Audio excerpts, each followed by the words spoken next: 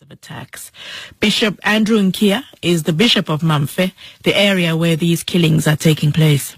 I went to Kembong myself to meet the Christians there who were with Father in the mission at the time he was shot. They explained to me that there was a military vehicle that was coming into the village, and as they were driving into the village, they were shooting. Father tried to escape around the church, but when he was at the door of the church, the bullet got him. He fell there. The other Christians who managed to run away to the back of the church, there was a seminarian who was also there. They ran into the father's house, some ran into other places. But like yesterday, I was there, I counted myself 21 bullet holes on the front of the church.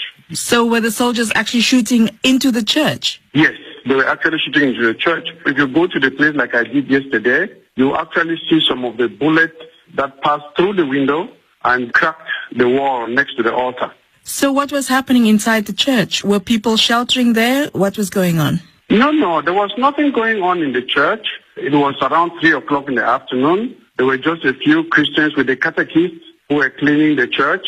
Father was standing in front of the church, and when they were passing, it looks like when they're entering the village, they're trying to scare people or what, I don't know. But as they were driving into the village, they were shooting at random, because after the mission, they continued shooting as they were going on to their barracks. The shooting did not stop at the church. They continued shooting. There was another man who also was shot, and he died.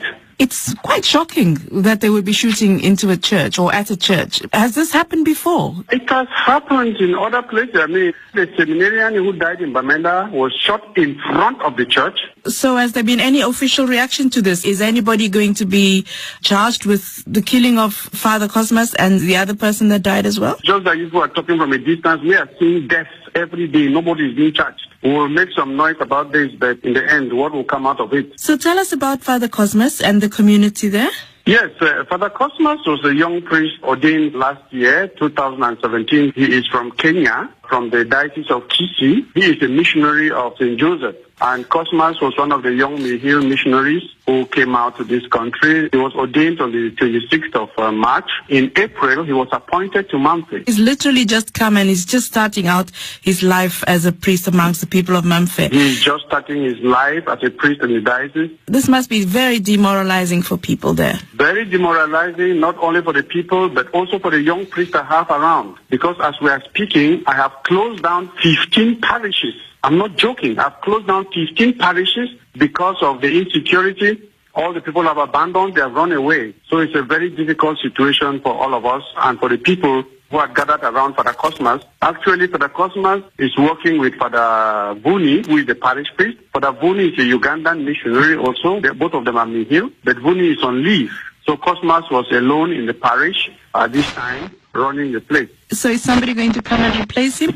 Or are people beginning to get nervous now about conducting mass and living in these areas where these random shootings are happening? I cannot send anybody to go there now. That will not be fair to the person, because most of the persons were telling me, "Oh, Bishop, you begged us to come out of the bush, and now they are shooting at us. We are going back to the bush." So I'm stranded. But now if the priest himself who was gathering the people is killed, then they all scatter again. Is the church being targeted, do you think? I wouldn't know. But the priest was killed in Buya, seminarian was killed in Bamenda, now another one has been killed here in Mamfe. The other time, one of my priests was arrested in front of the church and stripped by the same military. I want to know what they want. The information minister, Issa Chiroma, has tweeted saying that it's not the soldiers that did this. He does not live in Mamfe. I live in Mamfe. This did not happen in the night. It happened during the day. We are not arguing over truth. I just beg Mr. Minister to verify what he is saying before he goes on the air. Because it is very disheartening that we are Cameroonians. We are suffering and our minister will be talking about something he does not know. I am on the ground. I live here. Minister does not live in Mamfe. He doesn't even know where Kembong is. Do you feel safe where you are? How can I feel safe? I don't sleep in the night. When I sleep in the night, at the bang of every door, I jump up from my bed and go under, because I don't know who is coming or what is happening. Nobody feels safe. If I'm the bishop and I feel like this, how much more of the common people?